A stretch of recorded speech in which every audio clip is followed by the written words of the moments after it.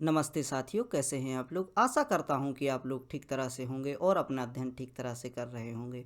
आज का व्याख्यान ऐसे छात्रों को ध्यान में रखते हुए बनाया गया है जो सिविल सेवा परीक्षा एवं अन्य परीक्षाओं की तैयारी करना चाहते हैं और अपने लिए एक मार्गदर्शक खोज रहे हैं। यह व्याख्यान इन छात्रों के लिए बहुत ही महत्वपूर्ण है क्योंकि इस व्याख्यान में हमने भारत के सबसे बड़े एग्जाम यूपीएससी को आधार बनाते हुए उसके सिलेबस या पाठ्यक्रम को समझाने का प्रयास किया है। तो आइए प्रारंभ करते हैं आज का व्याख्यान और समझने का प्रयास करते हैं कि किस प्रकार यूपीएससी की तैयारी प्रारंभ करें। आज के व्याख्यान में हम समझने का प्रयास करेंगे कि यूपीएससी की प्रारंभिक परीक्षा एवं मुख्य परीक्षा की तैयारी में क्या क्या आता है और हमें किस प्रकार इसकी तैयारी करनी है। आपके प्रश्न जो कि सामान्यतः होते हैं, क्या क्या पढ़ना होगा। यह प्रश्न अपने आप में एक मजाकिया प्रश्न है। अतः जो यूपीएससी की तैयारी है इसमें हम कह सकते हैं कि हमें क्या नहीं पढ़ना होगा। बहुत कुछ पढ़ना होता है, बहुत कुछ जानकारी हमारे लिए इकट्ठी करनी होती है, लेकिन एक स्ट्रेटजी बनाकर, एक रणनीति बनाकर अगर उसकी तैयारी की जाए तो बहुत ही आसानी से हम इसकी तैयारी कर सकते हैं। इसके लिए मैंने 3 पॉइंट जो मैं आपको बताता हूँ उनको आप फॉलो कीजिए और उनके माध्यम से आप अपनी तैयारी को एक बेहतर रास्ता प्रदान करने का जो प्रयास है वह प्रारंभ कर सकते हैं। इसका पहला हिस्सा होता है पाठ्यक्रम या सिलेबस। आप सबसे पहले जो भी आप परीक्षा की तैयारी कर रहे हैं, चाहे वह किसी भी परीक्षा की तैयारी कर रहे हैं, एसएससी, बैंकिंग, यूपीएससी, पीएससी, कोई भी एग्ज़ाम जिसकी आप तैयारी कर रहे हैं, सबसे पहले फॉर्म डालने के बाद आपको एक काम करना है कि उसका सिलेबस निकालना है या पाठ्यक्रम और उसको समझने का प्रयास करना है। आज के व्याख्यान में हम यूपीएससी का जो भी सिलेबस है उसको समझने का प्रयास करेंगे कि सिलेबस के द्वारा हमें किस प्रकार की जानकारी प्राप्त होती है और सिलेबस पढ़ने के बाद जो दूसरा बिंदु है इस पर आपको कार्य करना है। आपको लगभग 10 से 20 वर्ष के प्रश्न पत्रों को एक बार अपनी नज़र से निकालना है, देखना है कि किस प्रकार के प्रश्न इस परीक्षा में पूछे जाते हैं। जिस भी परीक्षा की आप तैयारी कर रहे हैं, चाहे वो यूपीएससी हो, चाहे वो पीएससी हो, चाहे वो स्टेट एग्ज़ाम, किसी भी प्रकार के राज्य या केंद्र के एग्ज़ाम हो, उनकी तैयारी करने के लिए जिस एग्ज़ाम का आपने फॉर्म भरा है उसके प्रश्न पत्र को निकालिए। सबसे पहले सिलेबस निकालना है, फिर उसके बाद आपको 5 से 10 वर्ष के जो प्रश्न पत्र हैं उनको देखना है कि किस प्रकार के क्वेश्चन पुट आउट किए जाते हैं। इसके बाद उत्तर लेखन। उत्तर लेखन में आपको क्या करना है कि जो भी आपने एग्ज़ाम देखे हैं, जो भी जितने भी एग्ज़ाम, जो पिछले एग्ज़ाम आप देख रहे हैं 8 से 10 वर्ष के या 20 वर्ष तक के, उन एग्ज़ाम में जो उत्तर दिए गए हैं, जो भी जिनकी रैंक आई है, जो भी अच्छे छात्र हैं उनके इंटरव्यूज़ को देखिए, उनकी उत्तर लेखन की शैली को देखिए। बहुत से वीडियो जो भी यूट्यूब पर शेयर किए जाते हैं, जो कि अच्छी रैंक आई है जिनकी, उनको आप इकट्ठा कीजिए। ऐसी जानकारियों को नोट डाउन करने का प्रयास कीजिए और उस प्रकार के उत्तर लिखने का प्रयास कीजिए। मैं अपने द्वारा भी आपके लिए बहुत प्रयास करूंगा जिससे मैं आपको यह जानकारी उपलब्ध करा सकूं, जो कि आपका समय बचाएगी और आपको ज़्यादा से ज़्यादा सटीक जानकारी उपलब्ध कराने का प्रयास करेगी। आइए देखते हैं यूपीएससी के बारे में आगे। पहले आपको समझना होगा कि एग्जामिनर आपसे पूछना क्या चाहता है। सबसे पहले हमें यह समझना होगा कि जो एग्जामिनर है वो हमसे क्या पूछना चाहता है। पहले एग्जामिनर चाहता है कि आप इसके पाठ्यक्रम को, हम जब भी फॉर्म डालते हैं तो उसका पाठ्यक्रम साथ में आता है, तो एग्जामिनर की सबसे पहले ये नीति होती है कि आप सबसे पहले जो भी आपका सिलेबस है, जो भी आपसे इस परीक्षा में पूछा जाना है उसका सिलेबस देखिए। उसके बाद आपको इसके प्रश्न पत्र देखना है और प्रश्न पत्र के बाद उत्तर लेखन की शैली को समझना है। बस ये 3 काम कर लिए आपने तो कोई भी एग्ज़ाम आराम से क्रैक कर सकते हैं और आपको इसी प्रकार की स्ट्रेटजी बनाकर अपने एग्ज़ाम की तैयारी करना है। इसका सबसे अच्छा माध्यम जो कि मैंने लिखा हुआ है यहाँ पर, इसका सबसे अच्छा माध्यम है एग्ज़ाम का सिलेबस। आज हम इसी के बारे में चर्चा करेंगे। जो यूपीएससी का सिलेबस है उसको जानने का, हम जो भी संपूर्ण सिलेबस है उसको जानने का हम प्रयास करेंगे। इसमें 2 पेपर होते हैं। जब भी हम प्रारंभिक परीक्षा देते हैं या प्री एग्ज़ाम देते हैं, इसमें 2 प्रश्न पत्र आते हैं और दोनों प्रश्न पत्रों को समझने का हम प्रयास करेंगे अगली स्लाइड में। आइए देखते हैं कि जो भी पहला प्रश्न पत्र आता है उसमें क्या क्या पूछा जाता है। इसमें सबसे पहले हम देखते हैं कि यह 200 अंक का होता है, जिसमें कि 100 प्रश्न होते हैं। समय होते हैं 2 घंटे। 2 घंटे की अवधि में आपको 100 प्रश्न हल करने हैं और आप जो भी आपके पास प्री एग्ज़ाम है, जो एग्ज़ाम के पुराने पेपर हैं, उनको आप देखिए और 2 घंटे में सॉल्व करने का प्रयास कीजिए। आप 2 घंटे में किस प्रकार की नीति बनाकर उन सारे क्वेश्चन को सॉल्व कर सकते हैं। जो कि क्वेश्चन आए होंगे वह अलग अलग विषयों से होंगे, अतः आपको यह भी पता लग जाता है कि आपको किस प्रकार के क्वेश्चन आते हैं और किस पोर्शन से आपको क्या पढ़ना है। आइए सिलेबस में देखते हैं कि वह क्या बोल रहा है। इसमें हमें राष्ट्रीय व अंतर्राष्ट्रीय महत्व की समसामयिक घटनाएं पढ़नी है। हम जो भी न्यूज़पेपर में देखते हैं, न्यूज़पेपर एक बहुत अच्छा सोर्स है। कई बच्चे न्यूज़पेपर के माध्यम से ही एग्ज़ाम क्रैक कर ले जाते हैं, लेकिन यह कोरा झूठ है, क्योंकि ऐसे बच्चों की जो तैयारी है वह तैयारी बहुत ही सोर्स के द्वारा, जो कि न्यूज़पेपर पढ़ने से और जो उनकी जो बेसिक रहा है, जो उनका बेसिक क्लियर होने के कारण, जो कि बचपन से ही जो बच्चे हम्बल बैकग्राउंड के होते हैं, अच्छा पढ़ने में होते हैं और अपनी जो भी स्ट्रेटजी है उसको लेकर चलते हैं, इसके तहत ही उनकी कम उम्र में और न्यूज़पेपर को पढ़ने से वह उस जो भी टॉपिक है उसको इंटरकनेक्ट कर कर वह तैयारी कर ले जाते हैं। अतः हम ऐसे बच्चों के बारे में हम बात कर रहे हैं जो कि अलग अलग बैकग्राउंड से आए हैं, जिनका बेसिक भी क्लियर नहीं है और उनको तैयारी करनी है, तो उनको ये सब पढ़ना होगा। आपको आपका जो जीएस है उसकी अच्छी नॉलेज होनी चाहिए। जो भी ये मैं इस प्रश्न पत्र एक में जो भी टॉपिक बता रहा हूँ उनके बारे में आपको अगर अध्ययन है तो अच्छी बात है, नहीं है तो उसका पहले बेस तैयार कीजिए। छोटी छोटी सी पुस्तकों को पढ़ने का प्रयास कीजिए, जो कि मुख्य रूप से कक्षा 5वीं से लेकर कक्षा 12वीं तक की जो भी छोटी छोटी बुक्स हैं उनको पढ़ने का प्रयास कीजिए और 1-2 महीने तक इनको पढ़िए, आपको अच्छा नॉलेज हो जाएगा। और इसके बाद इसके साथ ही आपको न्यूज़पेपर पढ़ना है और जो भी राष्ट्रीय एवं अंतर्राष्ट्रीय महत्व की जो घटनाएं हैं वो आती हैं उनको नोट डाउन करते जाना है, उनका फैक्चुअल डाटा है उसको इकट्ठा करना है और आपको साथ ही जो भी आप प्री का एग्ज़ाम दे रहे हैं इसके साथ ही अपनी लेखन शैली को भी सुधारने का प्रयास करना है। आइए आगे देखते हैं। इसमें पहला आपने पॉइंट देखा कि राष्ट्रीय एवं अंतर्राष्ट्रीय समसामयिक घटनाएं जो भी देशव्यापी एवं अंतर्देशीय यानी देश से बाहर की जो भी घटनाएं हैं उनके बारे में आपको नज़र डालनी है और उनके बारे में विशेष जानकारी होनी चाहिए। और जो भी आपने जो एग्ज़ाम के जो पेपर हैं उनको उठाकर देखा है, आप उससे अब पता लगा सकते हैं कि राष्ट्रीय स्तर पर किस प्रकार के प्रश्न पूछे जाते हैं और अंतर्राष्ट्रीय स्तर पर किस प्रकार के प्रश्न पूछे जाते हैं। भारत का इतिहास, भारतीय इतिहास, जिसके मैंने लगभग अभी 40 लेक्चर डाले हुए हैं, उनको आप देख सकते हैं और आप इससे तैयारी कर सकते हैं। भारतीय राष्ट्रीय आंदोलन, जिसके बारे में हम चर्चा करेंगे और इसके माध्यम से आपको एक अच्छा नॉलेज हो जाएगा। और इसके अलावा आपके पास जो भी सोर्स हैं आप उससे पढ़ सकते हैं, अपनी बुक्स को पढ़ सकते हैं, ठीक है। और आगे देखते हैं भारत व विश्व का भूगोल। भारत का भूगोल, भारत की जो नदियां हैं, पहाड़ हैं, नॉर्थ ईस्ट के पहाड़ हैं, जो भी क्षेत्र जो आपकी चर्चाओं में बना हुआ है उसके बारे में आप जानकारी लीजिए। हमेशा ही इससे प्रश्न पूछे जाते हैं भौगोलिक दृष्टि से। नदियां जो भी एक दूसरे राज्य से विवाद में हैं, जो नॉर्थ ईस्ट के क्षेत्र हैं जो विदेशों से विवाद में हैं, जिनकी सीमाएं विदेशों से साझा करते हुए हैं, जैसे कि भारत चाइना के जो विवाद हो रहे हैं उस विवाद को चलते हुए वह क्षेत्र महत्वपूर्ण हो जाता है और उस क्षेत्र से संबंधित प्रश्न पूछे जाने की संभावनाएं होती हैं। इस प्रकार आप ऐसी दृष्टि बनाइए कि उनका जो भी टॉपिक आते हैं उनसे जो भी जानकारी आती है उनको नोट डाउन करते जाइए।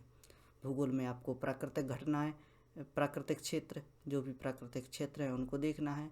सामाजिक क्षेत्र हैं, जो भी सामाजिक रूप से जुड़े हुए क्षेत्र हैं, और हमने देखा है कि किस प्रकार जो भारत का बंटवारा हुआ है वो भाषाओं को लेकर हुआ है। इससे हमें भारतीय समाज के बारे में एक जानकारी प्राप्त होती है और सामाजिक दृष्टि से यह जो क्षेत्र हैं वह किस प्रकार जुड़े हुए हैं उनको भी जानने का प्रयास करते हैं। आर्थिक रूप से तो आर्थिक दृष्टि से जो भूगोल तैयार किया जाता है, किस क्षेत्र में कौन सी फसल उगाई जाती हैं और कौन सा क्षेत्र किसी भी प्रोडक्ट की प्रोडक्टिविटी के लिए महत्वपूर्ण है, उसको भी हमको ध्यान रखना है। आर्थिक रूप से यहाँ पर कौन सी खेती की जाती है उसके बारे में भी हमें जानकारी प्राप्त करनी है। और भूगोल आप जानते ही हैं कि भूगोल को किस प्रकार तैयार करना है। और आने वाले भविष्य के लेक्चर में हम जो भी लेक्चर इनपुट करेंगे, जो भी आपको वो यूपीएससी के हिसाब से बहुत ही महत्वपूर्ण होंगे, और इन सब विषयों पर हम चर्चा करने का प्रयास करेंगे। और आप आगे देखते हैं कि भारतीय राजतंत्र पॉलिटी में हम देखते हैं कि भारतीय राजतंत्र को समझने का प्रयास करेंगे।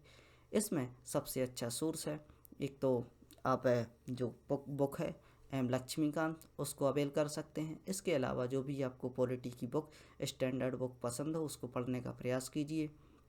और भारत शासन जो संविधान है, संविधान में हम देखते हैं कि इसके 22 भाग, अनुसूचियाँ, अनुच्छेद, संविधान संशोधन इत्यादि से संबंधित प्रश्न पूछ लिए जाते हैं।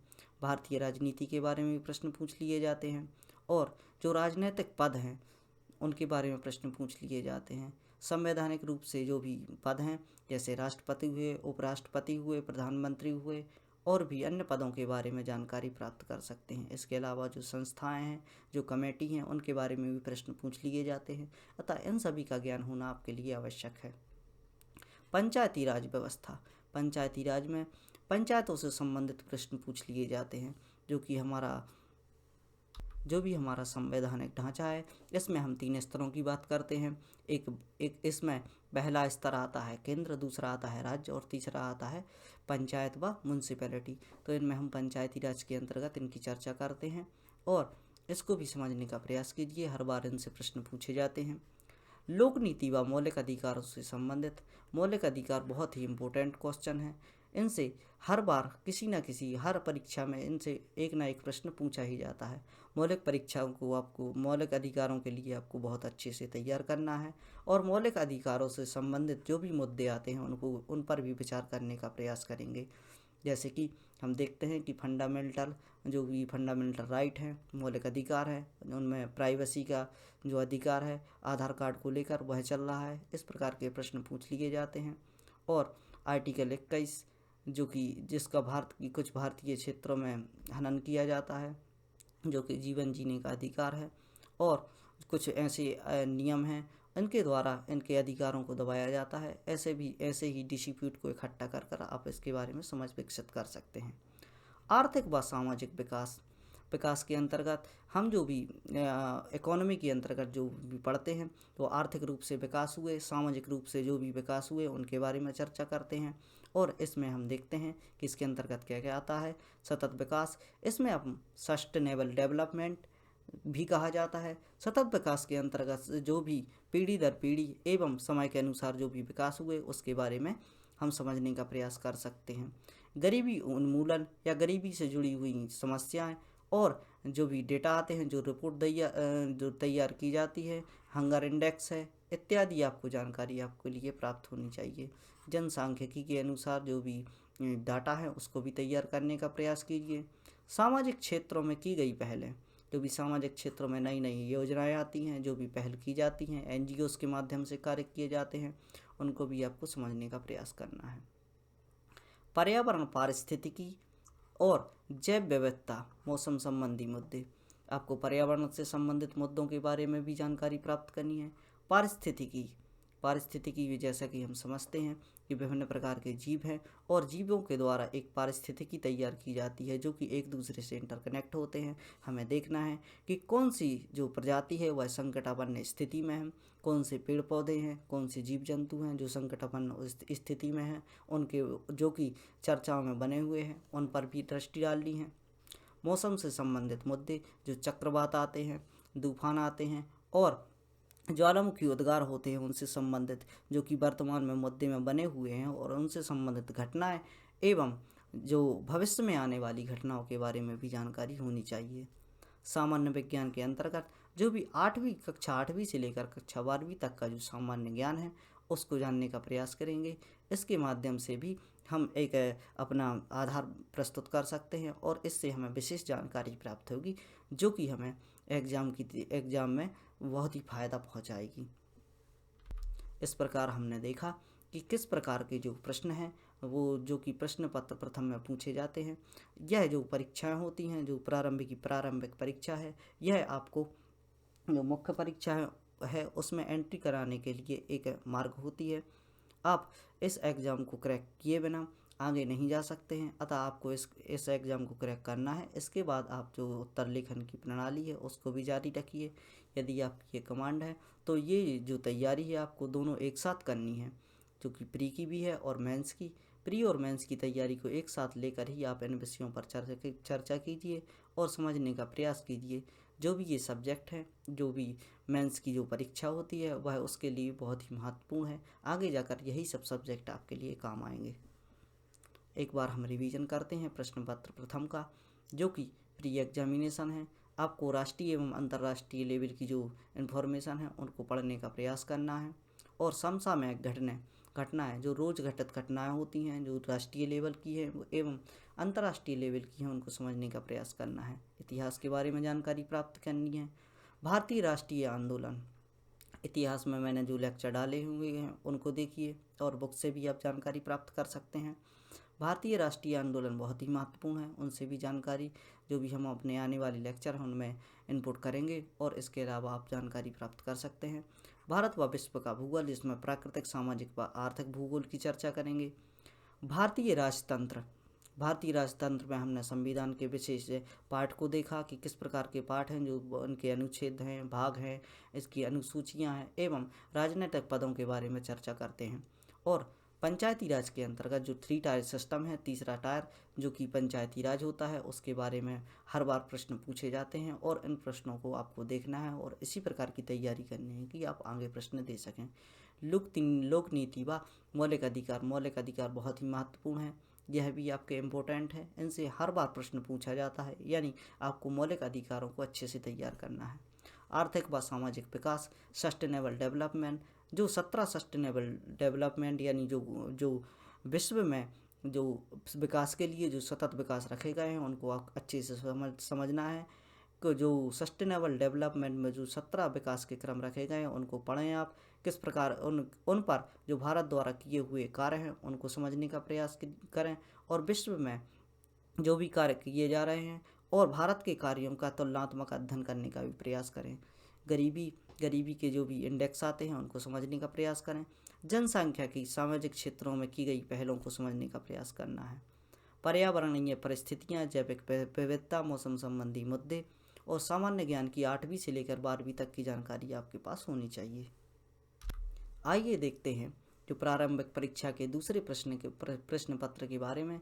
दूसरे प्रश्न पत्र में जो भी 200 अंकों का होता है और इसकी अवधि 2 घंटे होती है, इसको भी हम समझने का प्रयास करेंगे। इसमें जो भी क्वेश्चन पूछे जाते हैं वह जो सीसेट कहलाता है, और इससे हम समझने का प्रयास करेंगे कि इसमें क्या क्या पूछा जाता है। संचार कौशल पर चर्चा होगी, व्यक्तिक कौशल पर चर्चा होगी। आपको जो गद्यांश वगैरह दिए जाएंगे इससे आपके संचार कौशल और व्यक्तिक कौशल का पता लगाया जाएगा। तार्किक कौशल, विश्लेषणात्मक क्षमता, आप किस प्रकार उससे कम समय में किस प्रकार आप निर्णय लेते हैं, किस प्रकार के आप क्वेश्चन का आंसर देते हैं, उसको समझने का प्रयास किया जाता है। निर्णय लेना एवं समस्या व उसके समाधान, आपको प्रश्नों में इस प्रकार की समस्याएं दी हो गई, उनके समाधान आपको अपने विचार अनुसार लगाने होते हैं। इनके उत्तर जो कि यूपीएससी द्वारा आकलन किया जाता है और उसके उत्तर के जो भी नंबर हैं आपको दिए जाते हैं। सामान्य मानसिक योग्यता से संबंधित प्रश्न भी पूछे जाते हैं, जो भी आपकी सामान्य और मानसिक योग्यता हैं उनसे संबंधित प्रश्नों को इसमें इनपुट किया जाता है। संख्याएं व उनके संबंध, थोड़ी सी मैथ आती है नॉर्मल, जो भी 8वीं से लेकर 12वीं तक की मैथ है, 10वीं कक्षा तक का स्तर इसमें रखा जाता है, वह इसमें पूछी जाती है। आंकड़े पूछे जाते हैं और उनका विस्तार क्रम पूछा जाता है। आंकड़ों का निर्वाचन, इसमें आपको चार्ट से संबंधित प्रश्न आएंगे, ग्राफ आएंगे, तालिकाएं आएंगी, आंकड़े आएंगे, और इन सब की पर्याप्तता को देखते हुए प्रश्न पूछे जाएंगे। और इनका जो स्तर होता है वह केवल 10वीं का स्तर होता है। इस जो दूसरा एग्ज़ाम है इसमें आपको 33 या 35% ही आपको क्वालिफाई होने के लिए आवश्यक होता है। एवं जो आपकी प्री की रैंक तैयार की जाती है वह जो पेपर फर्स्ट होता है उसके द्वारा की जाती है। इस एग्ज़ाम में आपको आपको अगर यदि पास होना है तो बस 35% आपको तैयारी करनी है। यदि आपका मैथ अच्छा भी नहीं है या कोई सब्जेक्ट आपका जो वीक है, रीजनिंग वगैरह, उसको आप छोड़ सकते हैं और इसको छोड़ने से भी आपका काम बन जाएगा और आपका जो प्री है वो आसानी से निकल जाएगा। आइए देखते हैं आगे की जानकारी। इसमें पेपर 2 अर्हक पेपर होता है। इसमें हम देख सकते हैं कि जैसे हमने जानकारी ली कि जो पेपर 2 है वह अर्हक पेपर है, यानी इसमें 33% अंक लाना ही आवश्यक होता है। प्रश्न बहुविकल्पीय वस्तुनिष्ठ प्रकार के होते हैं। जो प्रश्न आते हैं वह इस प्रकार के प्रश्न होते हैं कि एक प्रश्न में 4 से 5 प्रश्न पूछ लिए जाते हैं। आपको जो बहुविकल्पीय प्रश्न होने के कारण उसको इंटरकनेक्ट होकर जो कि आपको अपना उत्तर है वह एलिमिनेट करना है। आपको 3 उत्तर छाड़ने हैं कि यह 3 उत्तर गलत हैं और अपना सही उत्तर है उसको आपको टिक लगाना है और वही आपका सही माना जाएगा। इसमें कुछ ऐसे भी प्रश्न पूछ लिए जाते हैं जिनमें प्रश्नों के अंत में लिखा होता है कि यह प्रश्न का उत्तर नहीं है। इस पर आपको ध्यान देना है, हाँ या नहीं क्या पूछा जा रहा है आपको। सबसे पहले सिविल सेवा की परीक्षा देने के लिए आवश्यक है कि वह दोनों पेपर में शामिल हो। जो भी छात्र है उसके लिए यह आवश्यक है कि वह दोनों पेपर में शामिल हो। यदि वह एक पेपर देता है तो वह किसी काम का नहीं है, यानी उसको अयोग्य ठहराया जाएगा। यदि वह दोनों एग्जाम नहीं देता तो भी वह अयोग्य ठहराया जाएगा। आपके लिए आवश्यक है कि आप दोनों ही पेपर सफलतापूर्वक दीजिए और जिससे आपके नंबर जुड़ेंगे और मुख्य परीक्षा देने के लिए योग्य साबित होंगे। आइए पाठ्यक्रम देखते हैं प्रधान परीक्षा या मुख्य परीक्षा का।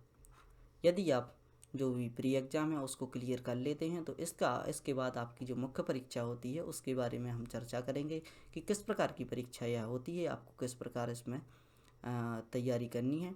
मुख्य परीक्षा का उद्देश्य छात्र के बौद्धिक गुणों व उनके गहन अध्ययन का आकलन नहीं है। यदि आप जो प्री निकाल कर आते हैं और मुख्य परीक्षा के लिए बैठते हैं तो आपके लिए यह बात ध्यान रखनी है कि आपके यह जो बौद्धिक गुण हैं वह उनके गहन अध्ययन की चर्चा नहीं करता है। यह इसके ऊपर की चर्चा होती है, जैसे कि आपने जो स्टडी की है उसके ऊपर जो भी आपने, जैसे मान लो किसी भी हिस्ट्री से संबंधित किसी पोर्शन को तैयार किया है तो उनके पहलुओं को पूछने का प्रयास करेगा। आपसे सटीक जानकारी नहीं पूछी जाएगी कि और डाटा नहीं पूछा जाएगा कि किस प्रकार की इसमें जो गतिविधियां रहीं वह रहीं। इससे आपको इस प्रकार के प्रश्न पूछे जाते हैं कि इससे आपको क्या सीख मिलती है, समाज में इसके क्या परिवर्तन हुए और किस प्रकार जो भी यहाँ की सामाजिक व्यवस्थाएं रहीं, आर्थिक व्यवस्थाएं रहीं, इस प्रकार के प्रश्न आपसे पूछ लिए जाते हैं। इसमें छात्र की सूचना के भंडार एवं शक्ति का आकलन करना नहीं है। इसमें यह देखा जाता है कि आपने जो अब तक सूचनाएं प्राप्त की हैं, जो भी आप रटते आए हैं, जो सूचनाओं को आपने सूचना एवं भंडारण क्षमता अपने मस्तिष्क के अंदर विकसित की हुई है, इसका आकलन नहीं करते। यह आपसे पूछना चाहते हैं कि जो भी आपने जानकारी प्राप्त की है उनसे आपने क्या सीखा है।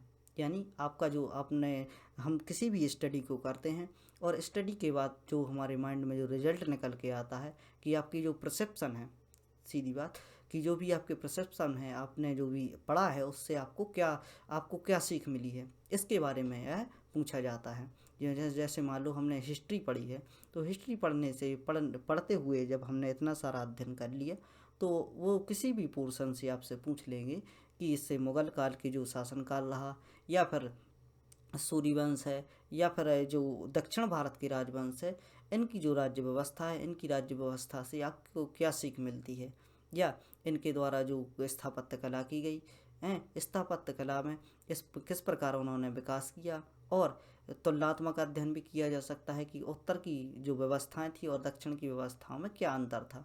और यह भी पूछा जा सकता है कि क्यों कोई भी जो राजा था वह देशव्यापी आंदोलन नहीं चला पाया और जो हमारे जो संवैधानिक तंत्र की स्थापना है वह देश आज़ाद मतलब जो अंग्रेज आने के बाद ही क्यों हुई, इसके पहले क्यों नहीं हुई। इस प्रकार के प्रश्न आपसे पूछ लिए जाते हैं और आप यदि प्रश्न पत्र देख रहे हैं तो आप ठीक तरीके से समझ पाएंगे कि किस प्रकार के जो प्रश्न हैं वह इसमें पूछे जाते हैं।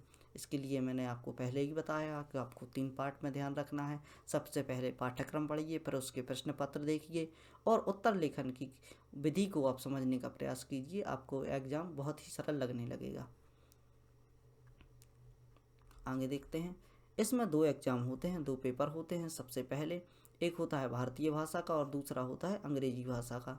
नंबर होते हैं इसमें 300 और अंग्रेजी भाषा का जो पेपर होता है उसमें भी 300 नंबर का पेपर होता है और 3 घंटे की इसकी अवधि होती है। इसमें आपको उत्तर देने होते हैं। यहाँ तक के जो भी प्रश्न पत्र होते हैं, इन प्रश्न पत्रों से आपकी जो रैंक है वह जोड़ी नहीं जाती, यानी यह सब जो एग्ज़ाम है यह क्वालिफाइंग है। इसके बाद जो भी प्रश्न पत्र पूछे जाते हैं वह प्रश्न पत्र 1 से प्रारंभ होते हैं और इन प्रश्न पत्रों के आधार पर भी आपकी रैंक तैयार की जाती है। जो भी प्रश्न पत्र एवं इंटरव्यू के नंबर को जोड़कर ही आपकी रैंक तैयार की जाती है और जो आपका सिलेक्शन प्रोसीजर होता है वह आपकी रैंक के आधार पर ही होता है। और ये सब निकालने के बाद जो आपकी ट्रेनिंग है वह प्रारंभ हो जाती है। आइए देखते हैं प्रश्न पत्र प्रथम। यहाँ से आपकी रैंक जोड़ी जाती है, यानी जो यहाँ से जो नंबर हैं, जो प्रश्न पत्र 1 के जो अंक हैं वह 250 अंक का होता है और 3 घंटे की इसकी अवधि होती है, जिसको आप अच्छे से समझने का प्रयास कीजिए। एक एक पॉइंट को समझिए और समझ के यह आपको ध्यान रखना है कि यहाँ से आपके नंबर जोड़े जाने हैं। आपको निबंध इस प्रकार लिखना है। सबसे पहला जो एग्ज़ाम होता है, जो प्रश्न पत्र आता है वह होता है निबंध लेखन का। आपको इस प्रकार का जो निबंध लिखना है जिसमें दिए गए विषय पर आपकी समझ को जाना जा सके। आप किस प्रकार की सोच रखते हैं, जैसा कि मैंने पहले ही आपको बताया है कि आपको अपनी थिंक इसमें रखनी है कि आप किस प्रकार की समझ रखते हैं जो भी टॉपिक आपसे पूछा जा रहा है उसके बारे में। अपना उत्तर सुनियोजित तरीके से व्यक्त करें और संक्षेप में लिखें। जो भी आपकी जानकारी है वह आपको यह ध्यान रखना है कि वह एग्ज़ाम में जो भी आपका प्रश्न आया है उसके बारे में आपको संक्षेप में लिखना है या सटीक रूप से जानकारी प्रदान करनी है कि आप किस प्रकार की इस पर समझ रखते हैं और चर्चा कर रहे हैं। सटीक अभिव्यक्ति के लिए अंक दिए जाते हैं। या एक तो आपको 2 चीज़ें ध्यान रखनी है, एक तो सुनियोजित तरीके से अपना जो विचार हैं उनको व्यक्त करें और संक्षेप में लिखें। इस प्रकार की अभिव्यक्ति से, जो सटीक अभिव्यक्ति है, इस प्रकार से ही आपको अंक दिए जाते हैं। प्रश्न पूछे जाने की जो तकनीक है उसके बारे में हम चर्चा कर लेते हैं कि बेरोजगारी निवारण में शिक्षा की भूमिका। इस प्रकार के प्रश्न हमारे लिए पूछ लिए जाते हैं। अनियंत्रित जनसंख्या वृद्धि के दुष्परिणाम।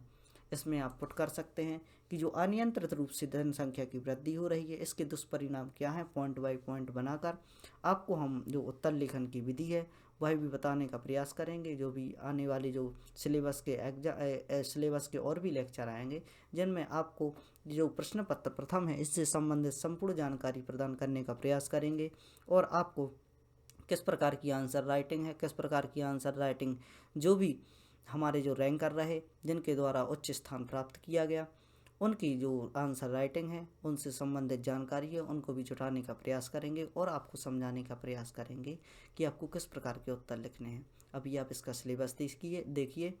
इस पेपर में कुल 20 प्रश्न पूछे जाते हैं। इसमें 10 व 10 2 पार्ट में प्रश्न पूछे जाते हैं। 10 जो प्रश्न होते हैं वह 150 अंकों के होते हैं और जो बाकी 10 होते हैं वह 150 शब्दों में लिखने होते हैं। माफ़ी चाहता हूँ। और दूसरे जो 10 प्रश्न हैं वह 250 शब्दों में लिखने होते हैं। जो शुरू के प्रश्न हैं वह 150 शब्दों में लिखने रह रहे हैं और इन 10 में से हर एक क्वेश्चन पर आपको 10 अंक दिए जाते हैं।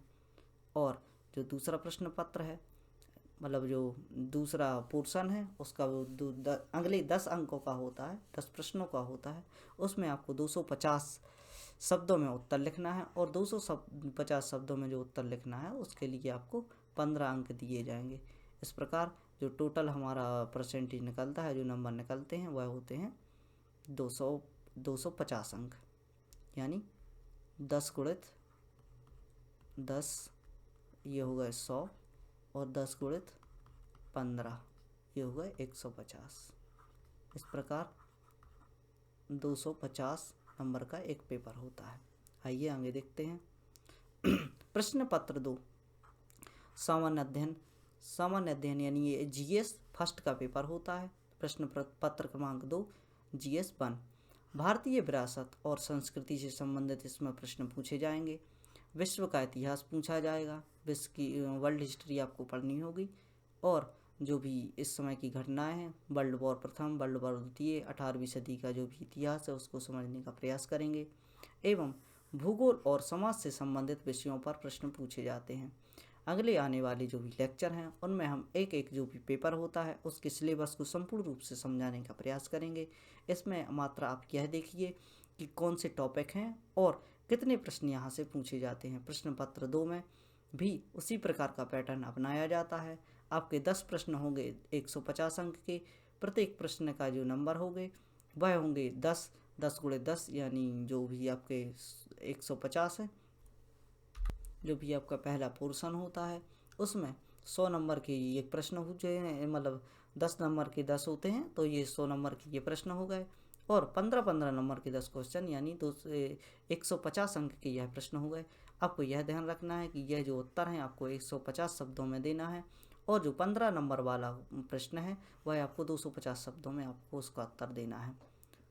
250 नंबर का ये पेपर होता है।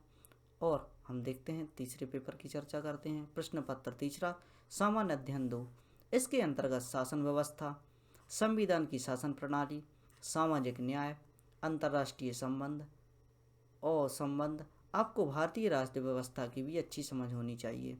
इस प्रकार हम देख सकते हैं कि जो प्रश्न पत्र तीसरा होता है और सामान्य ज्ञान का पेपर होता है, इसमें हम देखते हैं कि हमें शासन की व्यवस्थाओं को समझना है, यानी आपको संविधान का नॉलेज होना चाहिए। संविधान की जो शासन प्रणाली है उसके बारे में प्रश्न पूछ लिए जाते हैं। सामाजिक न्याय से संबंधित प्रश्न पूछ लिए जाते हैं। इंटरनेशनल रिलेशन यानी अंतर्राष्ट्रीय संबंध, किस प्रकार के जो हमारे भारत पाकिस्तान के संबंध हैं, किस प्रकार के भारत चाइना के साथ संबंध है, किस प्रकार भारत यूएसए के संबंध हैं, और जो पड़ोसी देश हैं, अन्य पड़ोसी देश श्रीलंका कह लें, बांग्लादेश कह लें, इनसे हमारे किस प्रकार के संबंध चल रहे हैं, इनके बारे में जानकारी हमें न्यूज़पेपर से मिलती रहती है। इसके बारे में हमें डेटा इनपुट करते रहना है ताकि हम जो अपना GS 2 का पेपर है, प्रश्न पत्र तीसरा है, उसका उत्तर दे सकें। प्रश्न का पैटर्न वही है। 150 शब्दों में आपसे 10 प्रश्न पूछे जाएंगे। 10 प्रश्नों में आपको 100 अंक मिलेंगे, और जो अगले 10 क्वेश्चन हैं वो जो कि 250 शब्दों में पूछे जाएंगे वह होंगे 15 नंबर का एक क्वेश्चन। अतः आपको दोनों प्रश्न पत्रों में 250 अंक में से नंबर दिए जाएंगे। आगे देखते हैं प्रश्न पत्र चौथा सामान्य ज्ञान का पेपर तीसरा होता है। प्रश्न पत्र चौथा रहेगा, GS थर्ड रहेगा, DS का तीसरा पेपर रहेगा। इसमें प्रौद्योगिकी, आर्थिक विकास, जैव विविधता, पर्यावरण, सुरक्षा संबंधी विषयों पर प्रश्न पूछे जाएंगे। आपदा प्रबंधन से संबंधित भी प्रश्न को पूछा जाएगा। इस पेपर में आपको 20 प्रश्न पूछे जाएंगे। वही पैटर्न है, 10 नंबर के 10 यानी 100 नंबर का ये होगा, एक पोर्शन होगा, और दूसरे पोर्शन में आपके लिए 250 शब्दों में जो प्रश्न पूछे जाने वाले हैं वह 15 के होंगे, यानी 250 अंकों का इसमें भी रेशो आता है। और इसमें जो विषय हैं उसके बारे में हम देख लेते हैं। प्रौद्योगिकी, आर्थिक विकास, जैव विविधता व पर्यावरण, सुरक्षा संबंधी विषय और आपदा संबंधी विषय। आगे देखते हैं प्रश्न पत्र पाँचवा सामान्य अध्ययन पेपर चौथा यानी GS 4 का जो पेपर है। GS 4 में आपके लिए देखना है कि क्या क्या पूछा जाता है। इसमें नीति शास्त्र, जो भी एथिक्स, नीति शास्त्र, सत्यनिष्ठा और अभिरुचि, यह बहुत ही महत्वपूर्ण विषय है। एडमिनिस्ट्रेशन में आपको किस प्रकार व्यवहार करना है, इससे ये एग्जामिनर आपसे यह जानकारी लेना चाहता है कि आपने इस विषय की आपको समझ होनी चाहिए। आपकी जो सत्यनिष्ठा है और जो नीति शास्त्र, आप नीतिपूर्वक किस प्रकार के कार्य किए हुए हैं, अब तक का जीवन की आपकी व्यवस्थाएं किस प्रकार की रहीं, किस प्रकार का आपने जीवन जिया है, और जो आगे चलकर वो अपना एक अधिकारी जो कि सत्यनिष्ठा से परिपूर्ण हो वह अपना एक अधिकारी चुनना चाहते हैं, और आप में इन सब की योग्यता होने के बाद ही आपका जो सिलेक्शन है वह होगा। यह बहुत ही महत्वपूर्ण है। इससे संबंधित बुक्स आती हैं, लेक्चर के माध्यम से भी हम समझने का प्रयास करेंगे कि किस प्रकार की हमें इसमें जो चीज़ें हैं वह इनपुट करनी है। और हम देखते हैं कि GS 4 का ये पेपर, और इसके बाद जो इसमें जो प्रश्न पूछे जाते हैं 10-10 नंबर के 10 क्वेश्चन और 15-15 नंबर के 10 क्वेश्चन, यानी 250 अंक का इनका रेशो आता है। अब हम बात करेंगे प्रश्न पत्र 6 की, यानी इसमें अतिरिक्त विषय का यानी ऑप्शनल विषय का चयन करना होता है। प्रश्न पत्र 6 में कुल 20 प्रश्न पूछे जाते हैं, वही 20 प्रश्न जो कि 250 शब्दों में और 150 शब्दों में व 250 शब्दों में पूछे जाते हैं। 250 नंबर का आपका जो रेशो होता है वह निकलता है। इस प्रकार जो आपके ऑप्शनल के अंतर्गत आपको एक सब्जेक्ट ऐसा चुनना होता है जिसमें आपकी रुचि होती है, जो कि हमारी यूपीएससी की जो सूची दी होती है उनमें से आपको ऐसे विषय का चयन करना होता है। इसमें जो आप हिस्ट्री, जियोग्राफी और साइंस से संबंधित विषय भी शामिल होते हैं। इनका आप चयन कर इसके अलावा जो कृषि से संबंधित प्रश्न जो विषय भी होते हैं इनको आप चयन करके जो भी आगे जो विषय हैं उनके बारे में मैं आपको सूची उपलब्ध कराऊंगा। उनसे भी संबंधित जो भी विषय हैं अपना एक विषय बनाइए और इस पर 2 जो प्रश्न पत्र होते हैं 6वें व 7वें प्रश्न पत्र में इसमें प्रश्न पूछ लिए जाते हैं। यह 2 पोर्शन में होता है। 250 अंकों का जो आपका प्रश्न होता है, जो 250 अंकों के जो प्रश्न आते हैं 10 व 15 के रेशो से 10 के 10 आते हैं और 15 के भी 10 आते हैं, तो 100 और 150 टोटल आपके हो गए 250। 250 के यह 2 पेपर आते हैं। पहले पेपर में आपसे पहले व दूसरे पेपर में आपसे उस ऑप्शनल सब्जेक्ट के अंतर्गत प्रश्न पूछे जाएंगे और जिनके माध्यम से आपका जो सिलेक्शन प्रोसीजर है वह कंप्लीट होगा। आगे हम देखते हैं, यह जो प्रश्न पत्र है यह भी ऑप्शनल का है, अतिरिक्त विषय का चयन।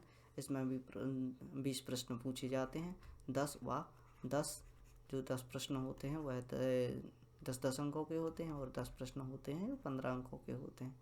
टोटल आपका होता है 250। इस प्रकार जो हमारे 7 पेपर हैं, 7 पेपर जो कि 250 अंकों के होते हैं, इससे जो आपका टोटल है वह आता है आपका 1750। इससे आपकी जो रैंकिंग है वह तैयार की जाती है। इसके अलावा इसमें इंटरव्यू के भी नंबर जुड़ते हैं। साक्षात्कार या इंटरव्यू का है वह 275 अंक का होता है, 275। इससे आपके जो टोटल अंक हो जाते हैं वह होता है 2025। इसमें आप जो भी हाईएस्ट रैंक रही है 10 से 12 वर्ष की, इससे आप पता लगा सकते हैं कि आपको 225 में से आपको कितने अंक लाने हैं और इसके अनुसार आप स्ट्रेटेजी भी बना सकते हैं कि किस पेपर में आपको किस प्रकार के अंक प्राप्त करने हैं ताकि आपका सिलेक्शन हो जाए। आइए देखने का प्रयास करते हैं कि जो साक्षात्कार या इंटरव्यू होता है वह किस प्रकार का होता है, किस प्रकार के प्रश्न इसमें पूछे जाते हैं और किस प्रकार हमें इसकी तैयारी करनी है। इंटरव्यू में हम देखते हैं कि मानसिक सतर्कता से संबंधित प्रश्न पूछे जाते हैं और आलोचनात्मक ग्रहण करने की शक्ति, आपसे इस प्रकार के भी प्रश्न पूछ लिए जाते हैं जिससे आप भड़क सकते हैं, आपको गुस्सा आता है और इस प्रकार के प्रश्न पूछकर यह पता लगाना चाहते हैं कि जो आलोचना सहने की शक्ति वह आपकी कितनी है और आप किस प्रकार की आलोचनाएं ग्रहण कर सकते हैं। स्पष्ट और तर्कसंगत प्रतिपादन, आप उनसे जब बातचीत कर रहे हैं उसमें जो आपकी बात करने का तरीका वो कैसा है, वो स्पष्ट होना चाहिए और तर्कसंगत होना चाहिए। ये नहीं कि आप किसी भी प्रकार का कोई भी प्रश्न पूछा जाए और आपको जानकारी ना हो तो आपको उत्तर नहीं देना है, आप उससे सॉरी भी बोल सकते हैं और आप आगे बढ़ सकते हैं। संतुलित निर्णय लेने की शक्ति, आपके पास आपके पास जो प्रश्न पूछा जाता है उसके हो सकता है कि एक से अधिक आंसर भी हो, उत्तर देने के लिए आपके पास बहुत कुछ हो, आपको केवल उतना उत्तर देना है जितना कि आवश्यक है। आपको संतुलित उत्तर देना है और रुचि में विविधता, रुचि में जो डाइवर्सिटी होती है, आपकी जो रुचि है वह किस प्रकार की है, आप किस प्रकार की जो विभिन्न चीज़ों को लेकर आप अपनी रुचि रखते हैं उसके बारे में प्रश्न पूछ लिए जाते हैं। और गहराई, आप जो भी आपकी रुचि है, आपके संबंधित कोई स्पोर्ट है या कोई मूवी है उसके बारे में आपकी गहराई या कितनी गहराई से आप सोचते हैं और उनको उसमें जो रुचि है उसमें किस चीज़ का ज़्यादा आकलन करते हैं इसके बारे में भी आपसे पूछ लिया जाता है। नेतृत्व और सामाजिक संगठन की योग्यता, आपने जो भी अपने भूतकाल में जो भी अपने कॉलेज लेवल पर या अपने सामाजिक जो कार्य किए हैं और संगठन बनाने की जो आपकी योग्यता है, आपका किस प्रकार का बिहेवियर रहा, इसके बारे में भी जानकारी ली जा सकती है। बौद्धिक और नैतिक ईमानदारी की जांच, आपसे इस प्रकार के प्रश्न पूछे जाएंगे कि आपको मतलब जब भी आपसे प्रश्न पूछे जाएंगे, आपको एक पदाधिकारी बनाकर पेश किया जाएगा और उसमें पूछा जाएगा कि ऐसी परिस्थितियों में जिस समय पर आपकी ईमानदारी दांव पर लगी हुई है, आप किस प्रकार के निर्णय लेंगे। और इस प्रकार के प्रश्न पूछकर यह इसकी जो भी छात्र होता है उसकी बौद्धिक एवं नैतिक ईमानदारी की जांच करते हैं। साक्षात्कार में प्रति परीक्षण यानी क्रॉस एग्जामिनेशन प्रणाली अपनाई जाती है। इसमें स्वाभाविक वार्तालाप के माध्यम से उम्मीदवार की मानसिक गुणों का पता लगाया जाता है। इसमें यह केवल वह पता लगाना चाहते हैं कि जो इसकी स्वाभाविक रूप से यह किस प्रकार के उत्तर देता है, किस प्रकार का यह सक्षमता रखता है, उस प्रकार के इनसे प्रश्न पूछे जाते हैं। और इनसे ज़्यादा बहस भी नहीं की जाती। एक प्रश्न पूछेगा और आपको उसका सटीक उत्तर देना है, बनता है तो ठीक है, पर उस पर क्रॉस एग्जामिनेशन यानी फिर उसके ऊपर से दूसरा क्वेश्चन नहीं पूछा जाएगा। परंतु वार्तालाप एक विशेष दिशा में विशेष प्रयोजन से होता है। किंतु जो भी वार्तालाप होता है इंटरव्यू में, जो भी आपसे बात कर रहा है इंटरव्यूअर, वह आपसे एक विशेष दिशा में बात करेगा। जिस प्रकार की आपकी रुचि है उसको उस दिशा को लेते हुए आगे बढ़ता जाएगा और आपसे प्रश्न पूछेगा। साक्षात्कार परीक्षण उम्मीदवारों के विशेष या सामान्य ज्ञान की जांच करने के प्रयोजन से नहीं किया जाता। यह जो साक्षात्कार किया जाता है, जो भी उम्मीदवार वहां पर पहुंचा है, जो भी छात्र जो एग्ज़ाम क्रैक कर कर वहां तक पहुंचा है, उसके विशेष एवं सामान्य ज्ञान की जांच करने का उनका कोई भी उद्देश्य नहीं होता है, क्योंकि इसकी जांच जो लिखित परीक्षा है उसमें पहले से ही हो चुकी होती है। उम्मीदवार से यह आशा की जाती है कि वे न केवल शैक्षणिक विशेष विषयों के में पारंगत हों, इनसे यह उम्मीद की जाती है कि जो भी शैक्षणिक विशेष विषय हैं इसमें तो वो उनको पता ही है कि यह यहाँ से निकल के आया है, तो जो शैक्षणिक विशेष विषय हैं इसके वह बहुत ही महत्वपूर्ण हो गए, वह बहुत ही सही तरीके से इसने स्टडी की है तभी यह यहाँ तक आया है। लेकिन अब इन सब चीज़ों की वहाँ पर चर्चा नहीं होती, बल्कि उन घटनाओं पर ध्यान दिया जाता है जो इसके चारों ओर राज्य व देश के भीतर घट रही हैं। उनको देखा जाता है कि यह जो प्राणी है यह पढ़ के भी आया है और पढ़ के तो आया ही है, इसके साथ यह सामाजिक रूप से इसका बिहेवियर कैसा है, क्योंकि लास्ट ऑफ डे में इसके लिए जब जो तैयारी कर रहा है इंटरव्यू निकाल कर इसको समाज में ही जाना है और यह समझने का वह प्रयास करते हैं कि यह समाज से किस प्रकार घुला मिला है और किस प्रकार यह जो लॉ एंड ऑर्डर की कंडीशन है, जो भी व्यवस्थाएं हैं, लोगों से जुड़ने की जो व्यवस्था है, क्योंकि स्टडी की जो जोन होता है वह अलग होता है और सामाजिक रूप से लोगों से जुड़ना एक अलग बात होती है। और एग्जामिनर यह चाहता है कि इस प्रकार के बच्चे, इस प्रकार के एडमिनिस्ट्रेटर या जो अधिकारी हमारे पास आएँ जो ज़्यादातर लोगों से जुड़े हुए हों, उनकी बातों को समझें तथा समस्याओं का समाधान निकालने का प्रयास करें। और इसी प्रयास के चलते इस प्रकार के प्रश्न उनसे पूछे जाते हैं। आधुनिक विचारधारा और नई नई खोजों में रुचि ले, जो कि किसी सुशिक्षित युवक में जिज्ञासा पैदा करता हूँ। हम देखते हैं कि इंटरव्यू में ऐसा कोई बच्चा आता है जो कि अब देखते हैं कि जैसे कि कोई भी मुद्दा है या हिंदूवादी मुद्दा है या मुस्लिम डोमिनेटेड सोसाइटी से कोई भी व्यक्ति आता है और उस प्रकार की जो उसकी जो यह धारणा है, यदि इंटरव्यू में उसका पता लगता है कि यह इनसे जुड़ा हुआ है या यह परिवर्तन की ओर नहीं ध्यान देता या रूढ़िवादी किसी भी प्रकार की समस्याओं से जुड़ा हुआ है, तो वह इस एग्ज़ाम में फेल हो जाता है, उसका अंतर सटीक नहीं माना जाता।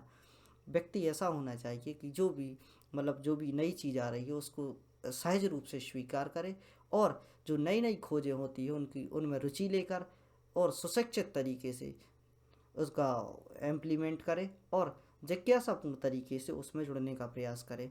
ऐसा भी ना हो कि अगर उसको एग्ज़ाम निकालना है और उसको एग्ज़ाम निकालने के लिए ही वह उत्तर देता है, इसकी एक अलग से ही उसकी समझ प्राप्त की जा सकती है कि वो किस प्रकार के उत्तर दे रहा है।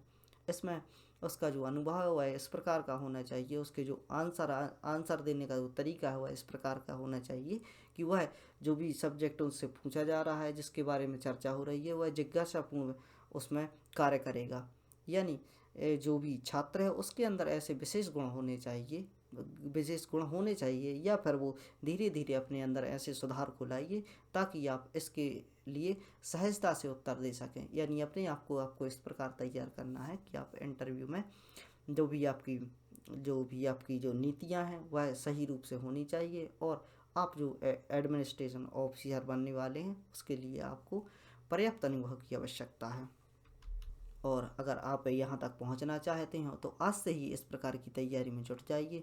जो भी एग्जामिनर पूछा जाता है सिलेबस के एक एक शब्द को, मेरे द्वारा जो भी गलतियाँ हुई हैं उसके लिए भी मैं क्षमा मांगता हूँ, और इसके अलावा जो भी शब्द हैं उनको समझने का प्रयास कीजिए, क्योंकि मेरे द्वारा जो भी प्रयास किए जा रहे हैं मैं आपकी ही तरह कार्य कर रहा हूँ। जिस प्रकार आप उस लाइन में हैं, एस्पायरेंट है, उसी प्रकार मैं भी एक छात्र हूँ, और मेरी भी इसी प्रकार की कोशिश रहेगी कि मैं इन जो इसके जो विषय हैं, इसके जो एक एक टॉपिक है उसको समझाने का आपके लिए प्रयास करूं। और मेरे द्वारा भी बहुत कुछ पढ़ा जाता है, इसके बाद आपको समझाने का मैं प्रयास करता हूं। लगभग 4 दिन मेहनत करके एक लेक्चर को अच्छे रूप से मैं तैयार कर पाता हूं, ताकि आपके लिए आधे घंटे में उसको समझाने का प्रयास कर सकूं। अतः आप इसको समझने का प्रयास कीजिए और अपने समय का सदुपयोग कीजिए, और जो इसमें बातें हैं उनको और भी अधिक तरीके से खोज कर अच्छे तरीके से व्यवस्थित कर समझने का प्रयास कीजिए। धन्यवाद। आशा करता हूँ कि आज का व्याख्यान आपको समझ आया होगा, और कुछ भी आपको अगर जानकारी अच्छी लगी हो तो ऐसे बच्चों तक पहुँचाने का प्रयास करें जो कि इस प्रकार की जानकारी की आवश्यकता रखते हैं और एग्ज़ाम की तैयारी करना चाहते हैं। जानकारी के अभाव के कारण चूँकि ये वीडियो है यह ज़्यादा बच्चों तक नहीं पहुंच पाता, जो मुझसे जुड़े हुए हैं उनके पास जो लिंक पहुंचता है वही देखते हैं। अतः आप ऐसे बच्चों तक पहुंचाने का प्रयास करें जो रुचि रखते हैं। यदि कोई बड़े परिजन है तो अपने बच्चों को यह वीडियोस दिखाने का प्रयास करें, क्योंकि मोबाइल में बहुत सारा समय यहाँ वहाँ लगता है। मैं कह सकता हूँ कि ये आम चीज़ें जो भी आ रही हैं आपके यूट्यूब पर आती हैं, जो वीडियो आ रही हैं उनसे ही तो ये लाख गुना अच्छा है, और आप उनको बताने का प्रयास करें। हो सकता है उस बच्चे की रुचि जाग जाए और भविष्य में जाकर वह एक ऑफिसर बनने का प्रयास करे। और ऐसा भी हो सकता है कि वो वीडियो देखे और वीडियो को देखकर उसका नज़रिया ऐसा हो जाए कि इस वीडियो से भी बेहतर मैं बना सकता हूँ, और वह और अच्छे तरीके से इस बात को समझाने का प्रयास कर सके, और अगर उसमें जानकारी होगी तो वह प्रयास करेगा ही। धन्यवाद। पढ़ते रहिए, खुश रहिए। जय हिंद।